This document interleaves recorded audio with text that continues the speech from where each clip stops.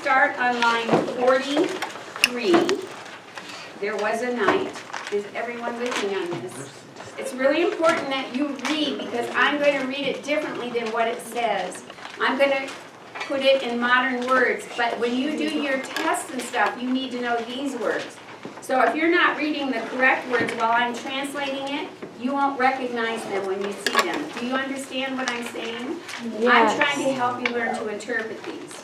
So we're going to start. You read what it says word for word, but listen to my interpretation. There was a distinguished knight who from the day on which he first began to ride had always followed the rules of chivalry, truth, honor, generousness, and courtesy. He had done very well in the sovereign's wars and ridden into many battles. No man had been in more battles than him, as well in Christian and heathen places. And he was ever honored for his noble graces. When we took Alexandria, he was there. He often sat at table in the chair of honor above all nations. When in Prussia, in Lithuania, he had ridden. In Russia, no Christian man so often of his rank.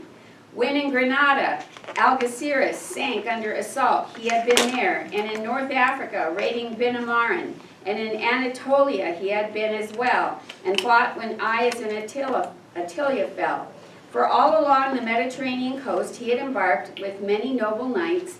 In 15 deadly battles he had been, and he jousted for our faith at Tramesin. He jousted 3 times in the lists and always won and killed the other man. And that was in the period before they started blunting the jousting sticks for jousts. This same distinguished knight had led the van, and it tells you what van means, a group of the army, on once with the Bey of Ballet, doing work for him against another heathen Turk. He was of sovereign value in all eyes, and very distinguished and wise and modest. He never said anything boring in all his life, no matter what. He was a true and perfect gentle knight. Speaking of his equipment, he had fine horses, but he was not dressed in a fancy and fashionable way. He wore a fustian tunic, and it was stained dark with smudges where his armor had left a mark. Just home from service, he had joined our ranks. There he's talking about, he's there with them, our ranks, to do his pilgrimage and render thanks. Okay, that's the knight. Now, after reading that, who can tell me a characteristic of the knight without looking? Just give me one. Yes, Ryan. Noble. Noble. What else? Generous. Generous. Yes. Respected. Respected. Interesting. Interesting. Modest. Very modest. Yes. Honorable. Honorable. Chivalrous. Chivalrous. Gentle. Gentle. Humble. Humble. Do you think you'd like this guy? Yeah. I do too. Okay, but now we're going to go on to his son, the squire. Now, a squire serves the knight in less and more menial ways, you know, saddling his horse, polishing his armor, whatever he has to do to serve his knight. And his squire was his son. He had his son with him, a fine young squire, a lover, a cadet, a lad of fire. His hair was in curly locks like they'd been pressed there. He was about 20 years of age, I guess. In stature, he was moderate height, and he was wonderfully agile and strong. He'd seen some service with the cavalry in Flanders and Artois and Picardy, and had done valiantly in a short time, in hopes to win his lady's grace. He was embroidered like a meadow bright and full of the freshest flowers, red and white, so he had red and white embroidery on his blouse. He was singing or playing the flute all day. He was as fresh as the month of May. Now there's another Chaucer saying that gets used still today. Be fresh as the month of May. And it just means that he seemed undamaged, unsullied, bright and alive. Short was his gown, and the sleeves were long and wide. He was an excellent writer. He could write songs and poems and recite poems. He knew how to joust and dance. He knew how to draw and write. He loved so hotly that until morning he slept as little as a nightingale. Courteous he was. He was lowly and serviceable and carved to serve his father at the table. Okay, so What can you tell me about the squire? Yes. Like a very serving personality. A very serving personality. He honored his father. Sort of like a ladies' man. He was a ladies' man, no doubt about that. What else? He what? What else can you tell me about him? He sings, plays flute. He sings, he plays the flute. What else? Kind of like Daniel, a romantic. Romantic. Yeah, I think he was because he wrote his own songs and poetry, yes. Very intelligent. Right, yes. Well versed in like his skills of riding and stuff. Good horseback rider. Very strong and agile. Yep. Okay, so, yes. A Renaissance man. A Renaissance man. He could do so many things. Do you think you'd like this guy? I have to tell you a funny story. The first time I taught this about 14 years ago, I had a class that the guys decided that this guy was gay.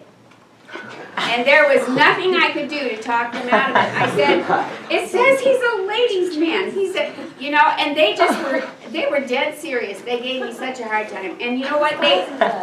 Just to show you how homophobic American males can be, it was because he had embroidery on his shirt. And his hair was curly. Yeah. And he was a pretty.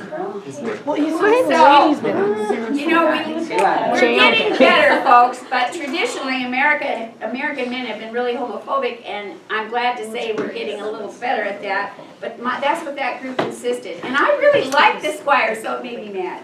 You know, that they were saying he was something that he really wasn't. You know, if the text said he was, that'd be fine, but it doesn't sound like that to me. So anyway, that was a funny story about that. Okay, now we're going to go on to our next character, who is the yeoman. And I told the class that he kind of reminds me of Robin Hood because he's a forester and he's also dressed in green. But this guy's really tricked out. Listen to this. There was a yeoman with him at his side. So the yeoman was with the squire. No other servant, so he chose to ride. This yeoman wore a green coat and hood. He had peacock feathered arrows, which were bright and clean and neatly in their pouch, and they were hung at his belt. He could dress his gear and clean his gear and polish his gear in the true forester style. His arrows never drooped their feathers low, and in his hand he carried a mighty bow. His face looked like a brown nut from being outdoors so much. He knew the whole of woodcraft up and down. He had a brace on his arm to ward off the bowstring. How many of you have shot in a bow and arrow? You know how the string can hurt your arm if you don't protect it. So he had a brace there, hung at one side, and at the other he had a jaunty dagger, spear sharp and well equipped. The medal of St. Christopher hung around his neck. It was shiny, and it was silver. Does silver stay shiny very long? No, it needs constant polishing, so this guy takes care of his stuff. A hunting horn was burnished and clean and dangled from his strap. That a baldric is a strap that goes over your shoulder, and his horn was hanging on that. He was a proper forester, I guess. Now, tell me something about him. Perfectionist. He's a perfectionist. I'm so glad you said that because you could name all the things like he had a shiny medal, but all of them tell us he's a perfectionist, right? What else can you tell me? He's well equipped. He has like a lot of different things. Yeah, he has about everything you could possibly need. I'd say he's probably really confident in himself. Yes, By the way he someone like that would dresses. appear confident. I agree with that. He's not very confident. Yeah, he doesn't seem like it. He seems kind of quiet. We don't know for sure, but I get that same feeling. Yes. Got a face like a nut.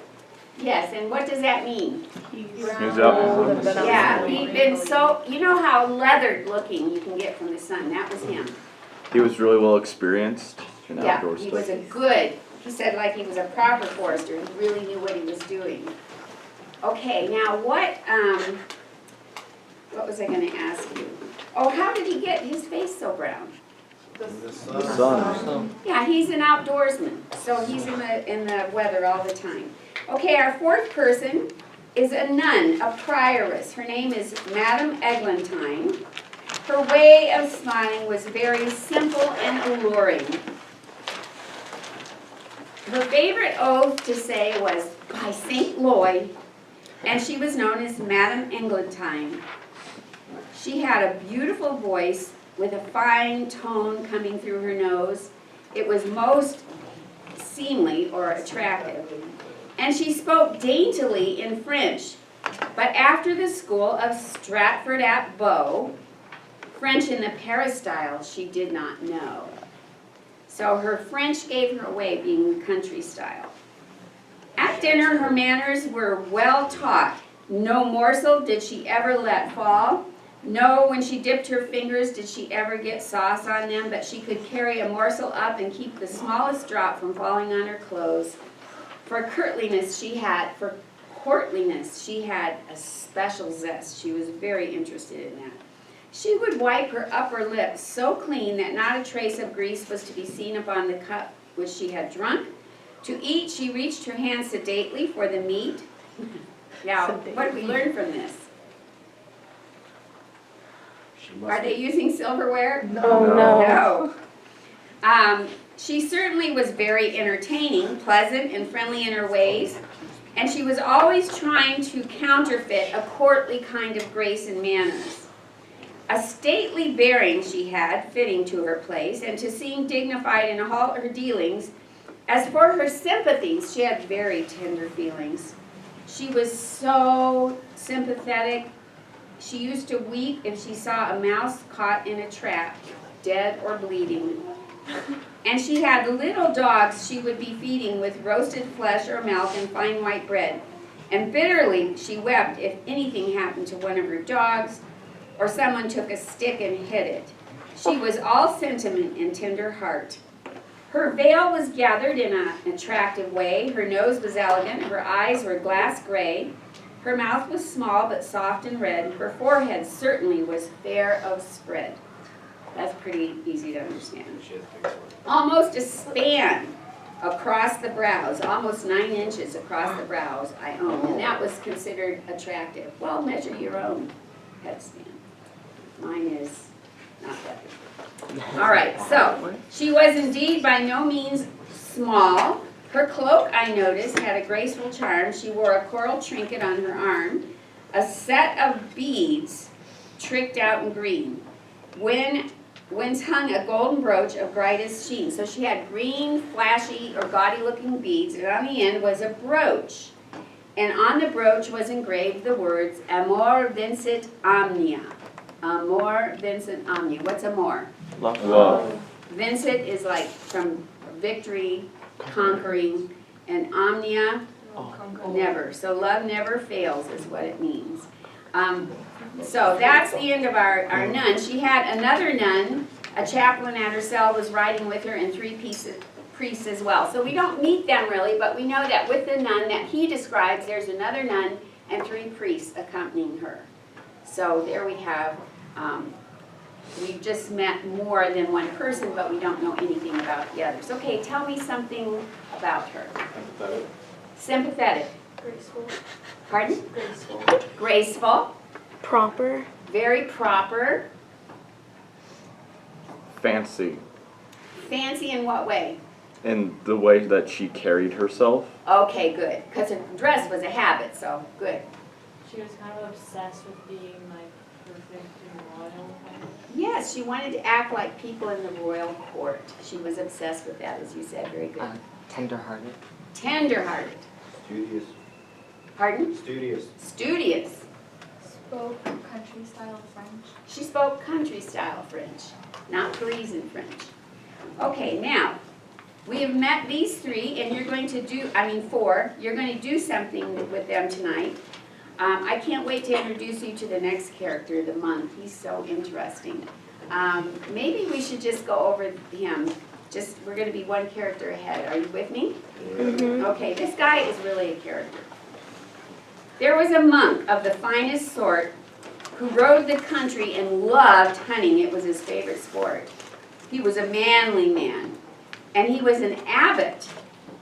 An abbot. Many a dainty horse he had in stable. He had fine horses, and his bridle, on the bridle of his horse, he had bells that would jingle loud and clear. What do you think of someone who's riding up and they have bells on their horse? Do they want to be noticed? Yes. I would think so. I, as loud as does a chapel bell, where my lord monk was prior of the cell, as loud as the chapel bell where he was prior of the cell. So this monk was prior of a cell.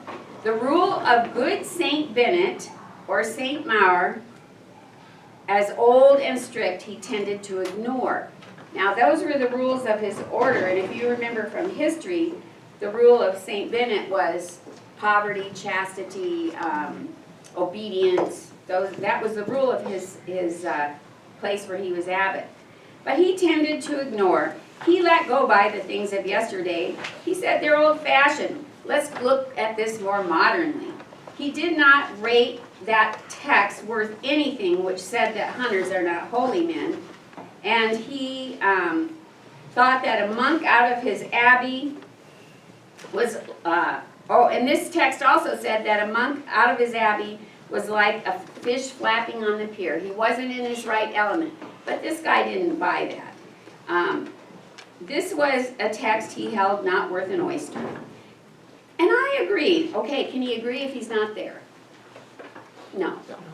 And I agreed and said his views were sound. Was he to study till his head went round and round, poring over books and cloisters?